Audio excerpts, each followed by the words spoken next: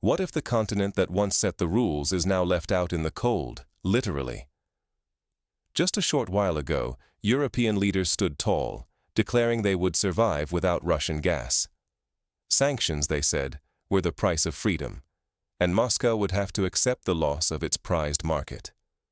The message was clear. Europe would endure, and Russia would pay.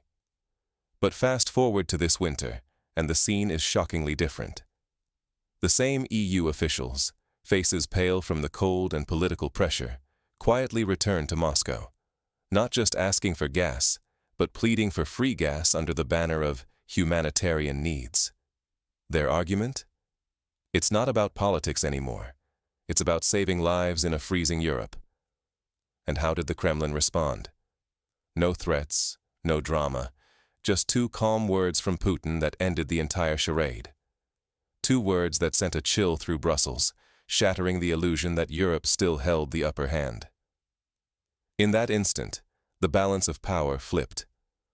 The continent that once dictated the terms is now dependent on a nation it tried to isolate, exposed by the very sanctions it boasted about. What's at stake here isn't just comfort during a cold winter. It's Europe's credibility, the stability of its homes and industries, and the authority of its leaders. If we don't understand how this reversal happened, we risk missing the real lesson, the dangers of overestimating your leverage, and the cost of political pride. So how did Europe and Russia go from trusted partners to bitter rivals, with Europe now left begging for help? To answer that, we need to rewind to when energy flowed freely across borders and trust still mattered. Remember when pipelines symbolized trust between Moscow and Brussels? Not so long ago, Europe proudly showcased its energy partnership with Russia. Natural gas flowed easily across borders, fueling industries, keeping homes warm, and underpinning a sense of stability. Pipelines snaking from Siberia to Berlin were more than steel. They were the arteries of a relationship built on mutual benefit. But all that changed, almost overnight. Pressured by Washington and swept up in its own rhetoric of values and autonomy, Europe turned its back. Contracts were torn up, projects frozen, infrastructure sabotaged.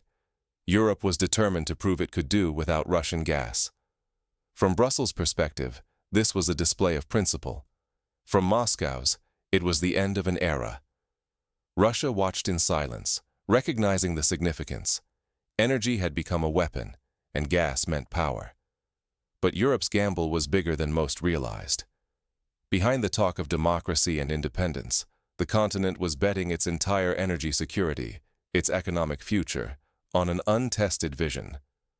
The story sold to citizens was one of resilience, but the reality was a dangerous experiment. With each cut tie, Europe sacrificed certainty for ideology and the promise of support from across the Atlantic. Now, the stakes could not be higher. This wasn't just about politics. It was about whether factories would run, whether homes would stay warm, whether European industry could survive. Europe's leaders had gambled comfort and prosperity, risking a collapse built not on necessity, but on narrative. But what happened when Europe's bold experiment ran headlong into the unforgiving reality of winter? When the temperature dropped, so did Europe's pride. Suddenly, the continent that once set the rules for global trade and diplomacy found itself huddling in the cold. As factories in Germany ground to a halt and French neighborhoods rationed heating, a harsh truth dawned. Europe couldn't survive without Russian gas. Behind closed doors, EU leaders, who only months before had vowed to wean their economies off Russian energy, started quietly reaching out to Moscow. The requests were almost surreal. Urgent appeals for humanitarian gas supplies, asking Russia to provide energy for free until things stabilized. Moscow's answer was calm, almost chilling in its simplicity. Putin's two-word response, "No thanks," reverberated through Europe's halls of power. Russia wasn't angry, just resolute. In a single moment, Russia ended decades of appeasing those who had sanctioned and lectured it. The message was clear. The era of energy charity was over. Panic swept through Brussels. Ministers blamed each other, Emergency meetings ran late into the night, and the media exploded with stories of Russia's inhumanity. But beneath the outrage was fear. The realization that Europe, once the architect of international order, was now reduced to pleading for mercy from the very country it had tried to isolate. This was the real paradox. Europe, always accustomed to dictating terms, now found its autonomy shattered. All the slogans about independence, all the talk of values, faded as millions across the continent shivered and industries stalled. Public outcry grew, and faith in political leaders crumbled. Comment sections filled with Europeans asking, "Why did we destroy relations, just to beg for help now?" Meanwhile, Russia stood firm. Instead of collapsing under sanctions, it had adapted, redirecting exports to Asia, strengthening its domestic market, and reserving resources for those who respected agreements. Energy, it made clear, wasn't a handout. It required mutual respect, not lectures or threats. In this dramatic reversal, Europe's moral authority and geopolitical leverage were exposed as fragile illusions, undone by a winter's chill and a refusal to recognize mutual dependence. So what are the broader consequences of this turning point? As Europe freezes, new energy routes and alliances are heating up elsewhere. The world is watching a seismic shift. While Europeans shiver and their leaders scramble, Russia calmly reroutes its energy eastward. The irony couldn't be sharper. For years, Europe accused Russia of using energy as a weapon. But in reality, it was Europe that broke contracts, cut ties, and gambled with its own security. Russia simply mirrored those choices, with a decisive calm, not aggression. Now, Europe pays the price, quite literally. Factories are shuttering, heating bills are soaring, and public frustration is boiling over. Politicians lose support, unity dissolves, and those who once talked tough now murmur about restoring dialogue, their words drowned in a chorus of denial. Meanwhile, Russia finds new buyers in Asia, Africa, and Latin America, partners who respect agreements and don't lecture. Pipelines and gas tankers that once crossed into Europe now flow toward booming Eastern markets. Russian energy is no longer a Western privilege, but a global commodity for those willing to deal fairly. Compare that to Europe, stretching for expensive American LNG and unstable Middle Eastern supplies, suddenly a buyer on someone else's terms. Here's the twist. The West's bid to isolate Russia has, in the end, isolated Europe itself. As the geopolitical center of gravity shifts, Europe's industries falter and its international standing dims, while Russia stands steadier than ever. Putin's now famous two-word response, measured, almost parental, didn't just refuse a plea for humanitarian gas. It signaled something bigger. The old world order, where Brussels set the rules, is gone. Trust, respect, and pragmatic partnership are the new currency. Europe's habits of demanding and moralizing have left it dependent and exposed. Russia, in contrast, has learned to stand alone and work with those who value reciprocity. This is the real lesson of the crisis. Bridges, once built by Russia in good faith, were burned by Europe. And now, standing on the ashes, Europe demands a return to the past. But history only moves forward. As winter bites and illusions melt away, it's clear. True power isn't about threats, but quiet self-assurance and the ability to adapt. So what practical lessons can be drawn from this upheaval, for nations and for each of us? This isn't just a gas crisis, it's a reality check for the entire Western model. Russia's calm firmness holds up a mirror. Respect in international relations isn't something you can demand by decree or sanctions. It's something you have to earn through mutual benefit and honesty. Energy is not a free gift or a tool for charity. It's a partnership built on trust and real exchange. But Europe's political class, caught up in slogans and grand promises, traded away real comfort for the illusion of control. They refused to admit mistakes until it was too late, until the warmth from Russian gas was gone for good and reality set in. Now, any attempt to go back to business as usual rings hollow. Trust, once shattered, can't simply be patched up with press releases or wishful thinking. It takes action and humility to rebuild.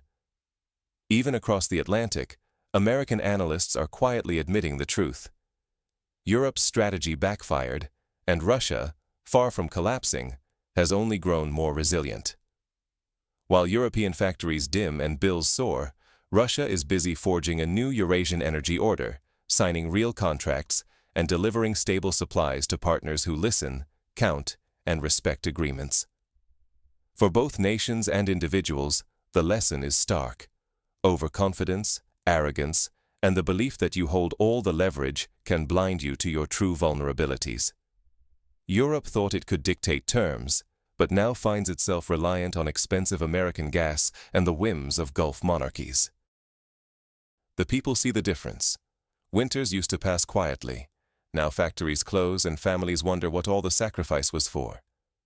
If Europe doesn't learn from this, it risks repeating the same costly mistakes, losing not only political influence, but economic stability and social well-being. The world has moved on, and those who cling to the old playbook are left on the sidelines. So what does all this mean for Europe's future? And what should it mean for your understanding of global power shifts? Let's find out. The world doesn't revolve around Brussels anymore.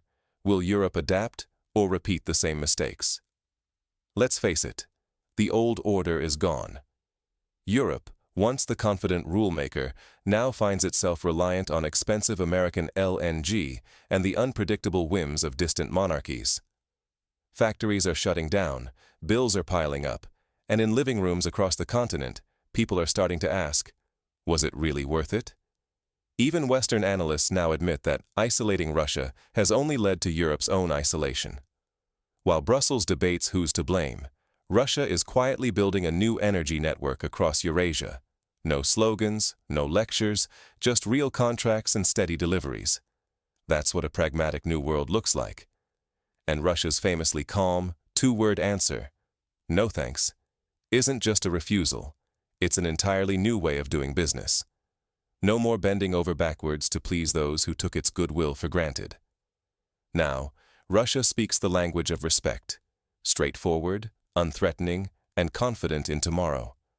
And that, more than any sanction, has shaken Europe to its core. Look closer. The global energy map is already shifting. Europe is losing its favored status as the world's top customer. Asia, Africa, Latin America, they're stepping up, and none of them are asking for handouts. They all understand that true partnership is about fair exchange, not charity.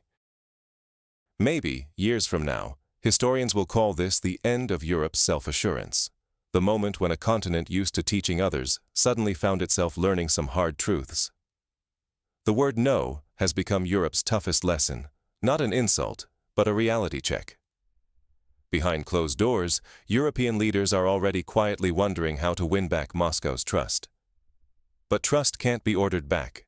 It has to be earned through actions. So here's the real risk for Europe.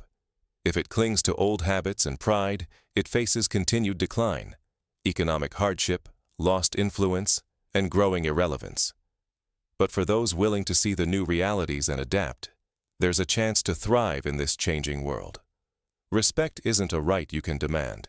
It's something you build step by step, with honesty and humility. That's the challenge now. Will Europe learn this lesson, or will history repeat itself?